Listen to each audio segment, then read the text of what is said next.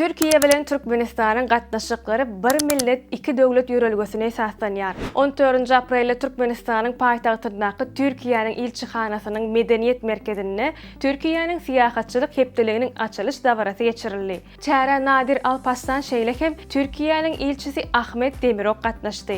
İlçi Demirok gutluk çykyşynda Türkiýanyň geografik ýerleşişi, tebii gözellikleri, özboluşly aşganasy we baý taryhy medeni mirasy netijesinde dünýäniň öňde barajy siýahatçylyk ugurlarynyň bir hökmünde tanalýanlygyny bellädi. Şeýle-de dawara Türkiýanyň medeniýet we siýahatçylyk ministrliginiň ornwasary Nadir Alparslan hem çykyş etdi. Alparslan häzirki wagtda Türkiýanyň deňiz, gün we kenar ýakalary bilen çäklenmän, eýsem arheologiýa, gastronomiýa, lukmançylyk we dini siýahatçylyk ýaly ugurlary boýunça giň mümkinçilikler ködürleýänligini bellädi. Onuň sözlerine görä ýurt dünýäde iň durnukly we giň gerilme siýahatçylyk modelleriň birini östürýär. Çäräniň çäklerine fotosura sergisi açyldy. Şeýle-ki mihmanlara Türk milli aşganasynyň tagamlary ködür edildi.